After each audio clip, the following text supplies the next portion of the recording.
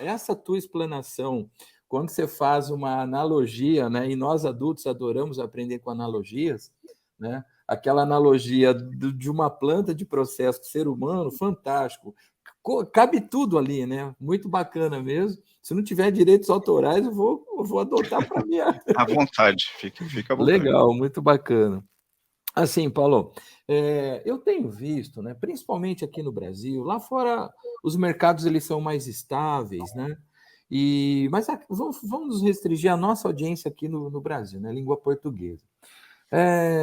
As plantas elas têm sido calculadas para uma determinada capacidade de produção. Então você vê Uhum. lá tubulação, válvulas de controle, instrumentos, capacidade de tanques, né? Tudo calculado para uma determinada. Gostei também, não sabia do teu início de carreira, né? Você vai saber matar essa bacana porque você começou em projeto, você começou em engenharia, né? E aí, rapaz, ao longo do tempo, a gente vê que essas capacidades elas vão muito além daquela que foi calculada, né? Então você vê bomba que não dá mais conta do que precisava, né? Você vê cavitação, Uhum. você vê problemas de transferir, né? De evitar transbordos para outros tanques. Enfim, você vê uma série de situações que foram modificações de operação em relação ao que o mercado está puxando, né? Não sei qual a tua experiência nisso, mas assim, eu tenho visto muito isso nas plantas, nas indústrias que eu ando, tá? E não é só química, não, tá? É Uhum. Uhum. geral, geral. Alimentos, farmacêutica, saneamento, né? Saneamento. Então, assim, a minha pergunta é: pelo fato de a nossa cultura ocidental não não não ter o mindset pronto para ficar asbiltando tudo aquilo que foi uma condição de partida de projeto, como que você vê um cliente teu atual que tem uma Ferrari, como você acabou de mostrar, entretanto o mindset ainda não está atualizado e ele está com um problema com um técnico de elétrica que foi consertar o compressor que parou e a borneira que foi trocada lá, alguns cabos, alguns bornes, não foi atualizado no desenho original. E esse cara tá com um MTTR alto, porque o desenho da engenharia não foi atualizado Uhum. para a manutenção trabalhar, né? Eh, como que você tem orientado, como você tem treinado esse tipo de cliente que não tem esse mindset, eh, como não é o caso das culturas mais avançadas ou mais maduras, vamos chamar assim, da onde veio esse gêmeo digital que fantasticamente você nos apresentou? É uma questão de cultura, né? Como você colocou. A parte de mindset, no fundo ela vem de quais são os valores, no sentido intrínseco mesmo, os valores da empresa, o que é bem visto, o que é mal visto. E a verdade é que isso não acontece só no Brasil, nem na América Latina, tá? Você vê traços disso em várias empresas. Mas a questão como é que eu desligo aquele modo sobrevivência, né? Eu falo assim, não, vamos resolver esse problema rápido, o resto depois a gente vê, os impactos depois a gente vê. E isso, no fundo, justifica, é o que acaba justificando, vamos fazer uma gambiarra aqui, não no sentido de MacGyver da coisa, aquela coisa mágica que a gente não sabe se vai dar certo ou não. Vamos resolver isso e depois a gente tem outros problemas. E a gente vai sempre nos mais urgentes, mas não necessariamente nos mais importantes. Então, quando eu tenho uma visão clara de quais são os drivers mais importantes, por exemplo, quando eu tenho situações de alto risco para o funcionário, a gente tem até regulamentação e normas brasileiras mesmo que vão reger, tá? Isso tem que estar nessas condições. E a partir do momento que isso é regido dessa forma, não existe alternativa. Eu preciso obedecer à norma, porque senão os funcionários têm o direito de parar de trabalhar. E aí, nessa hora, você percebe assim, não, ó, eu tenho esse direito e o que está sendo solicitado é para minha segurança, então passa a ser inquestionável. A partir do momento que você constrói essa cultura, e precisa ser um traço que permeia toda a corporação, o comportamento correto, ele é bem mais fácil de ser ser executado. Mas eu vou perder tempo aqui, é que nem fazer. Vou te dar o meu exemplo pessoal. Relatório de despesa. Né? A gente viaja a trabalho e tem que fazer o relatório de despesa. É muito chato. Né? Ninguém gosta de fazer.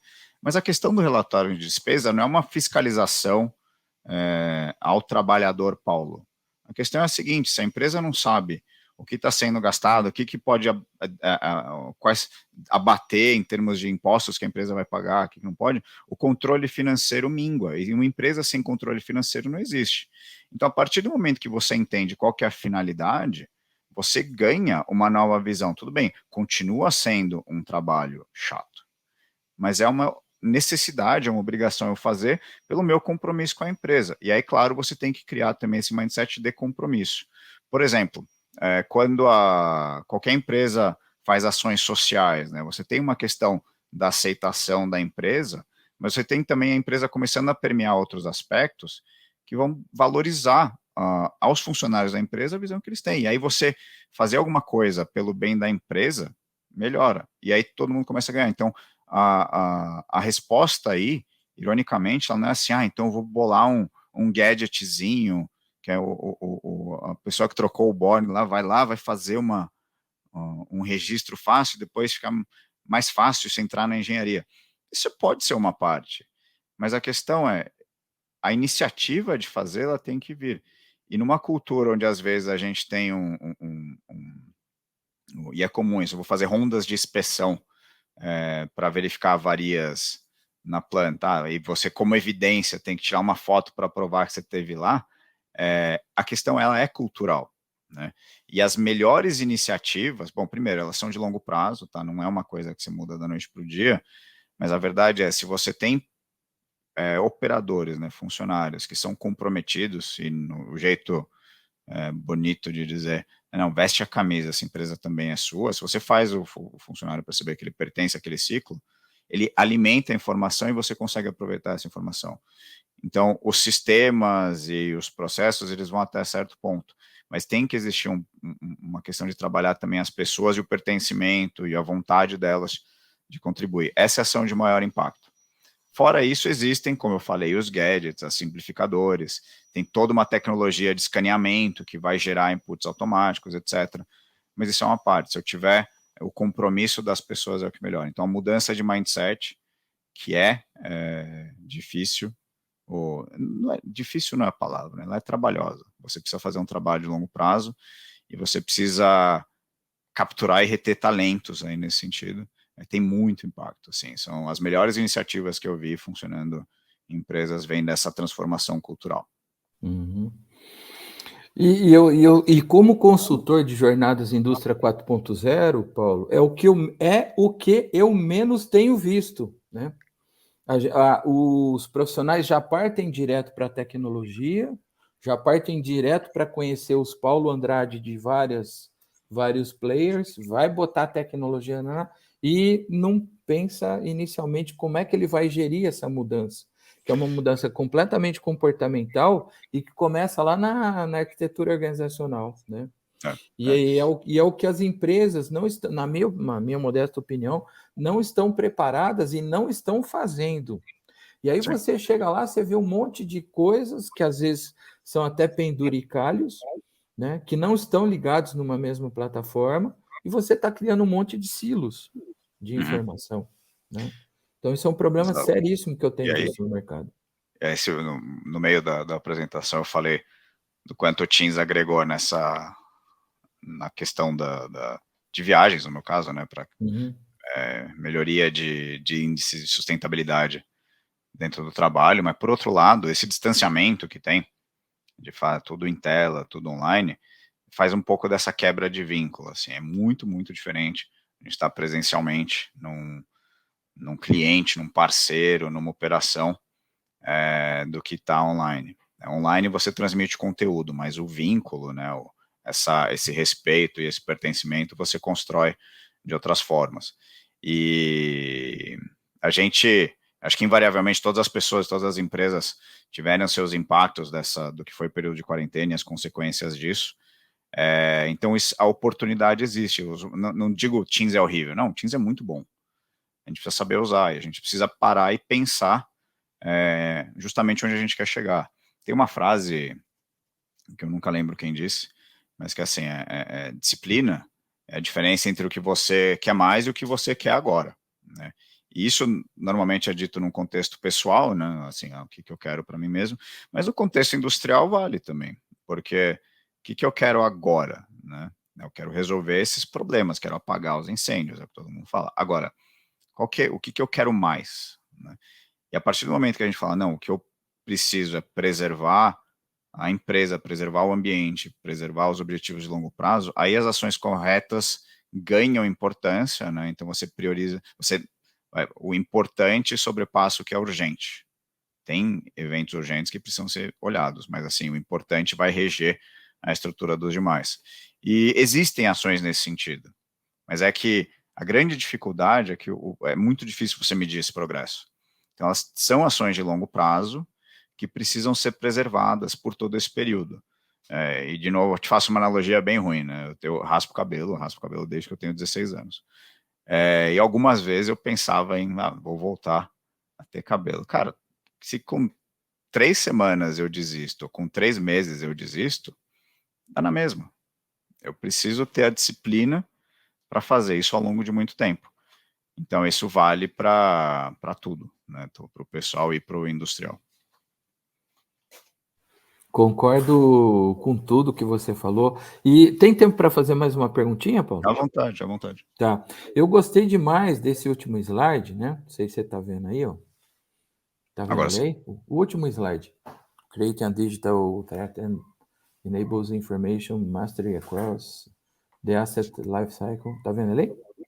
Sim, Eu achei ele o 26, tá? O mais didático de todos, né? E aqui é bacana porque você reporta a simulação desde a engenharia de projetos, né? Passando pela fabricação, engenharia de manutenção e a engenharia de processos, né? Que é o cara que vai trabalhar a otimização disso daí, né? E o ideal seria, né, Paulo, de que num plano diretor eu colocasse isso daí dentro de um plano diretor de um cliente meu, uma indústria de processo qualquer, processo fluido, e ao longo do tempo nós escalonássemos quais dessas funções você vai habilitando, né, para esse gêmeo digital ficar funcionando ali dentro, e esse seria o melhor dos mundos. Entretanto, quando você chega numa fábrica, né, ele já tem um as found ali, um conforme achado, né? Ou ele já tem um gestor de ativos, ou às vezes ele já tem um otimizador, né, de processo, ele já está usando um simulador.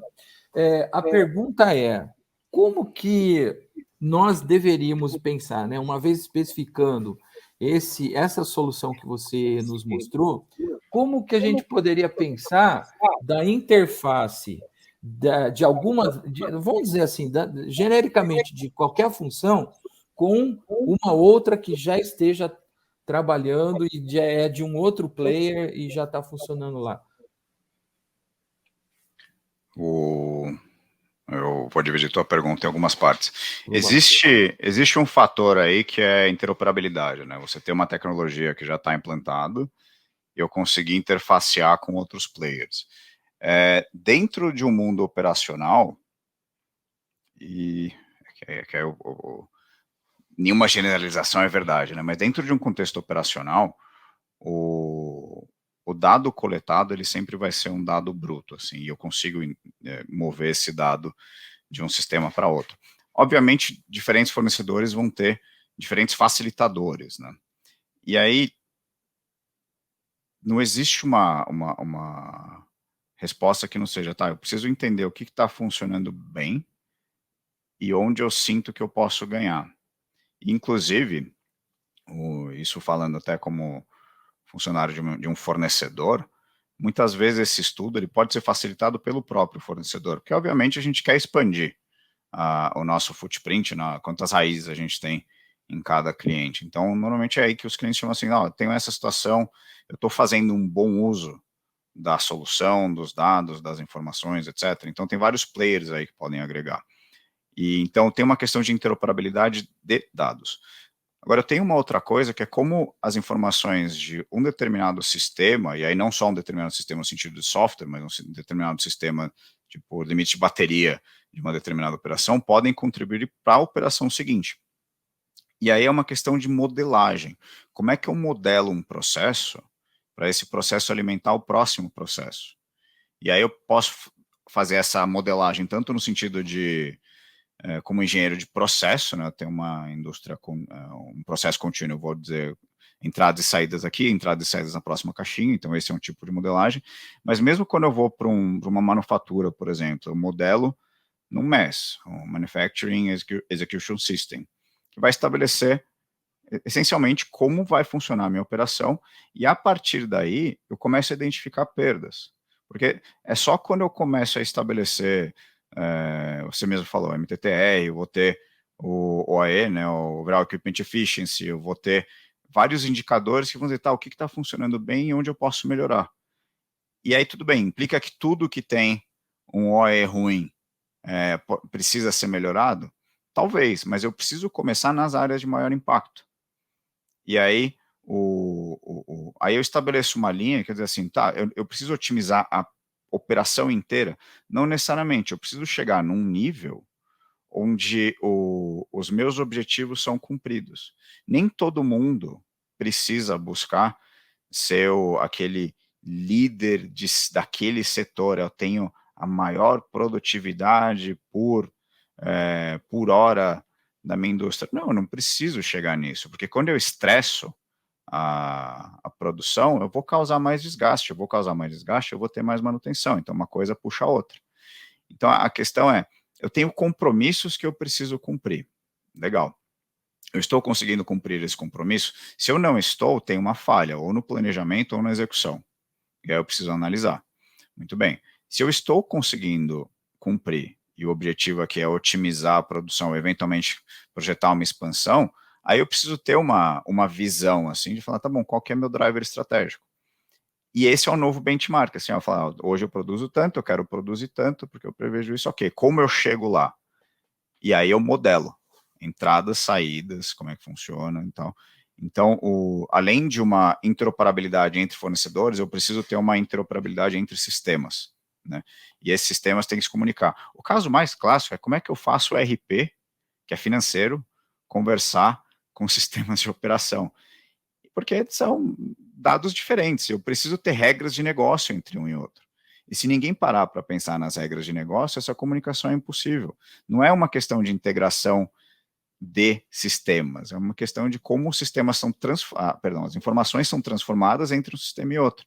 E isso é um trabalho que precisa ser estrategizado, assim, eu preciso pensar nisso. E é aí que o Digital Twin, ele não é a resposta de todos os males, ele é um acessório. Eu preciso pensar onde eu quero chegar. E é só aí que eu vou conseguir trazer grandes impactos. Quem costuma fazer esse mapeamento é o integrador, é a Viva ou é o teu cliente? Cara, todo mundo. Tem que ser todo mundo. Todo Porque, mundo. embora dentro da Viva a gente tenha muita gente com experiência industrial, a gente não se coloca numa posição de falar, eu vou rever o teu processo. Isso na manufatura. Quando eu falo de controle avançado de processo, otimização em tempo real, sim. Mas se existe um integrador ali, a parceria ela não é vista como nenhum tabu. A gente quer buscar a melhor solução possível, do nosso ponto de vista, usando o nosso software, claro, mas a gente quer buscar a melhor solução possível. E o cliente, ele precisa arbitrar, porque uma consultoria desconectada de uma realidade cotidiana ali, ela pode não entregar um bom resultado. Com certeza. Então, precisam ser os três. E tudo bem, um cliente pode delegar mais autoridade para a Vive, a gente pode delegar mais autoridade para o integrador, ou ao contrário, né? Muitas vezes o integrador tem maior conhecimento do processo, ele delega parte disso para a gente. Mas o correto, para ter o melhor resultado, é estarem os três alinhados. Porque senão, existe sim situações onde os trabalhos executados ficam muito desconectados da realidade, porque os drivers não estavam corretos.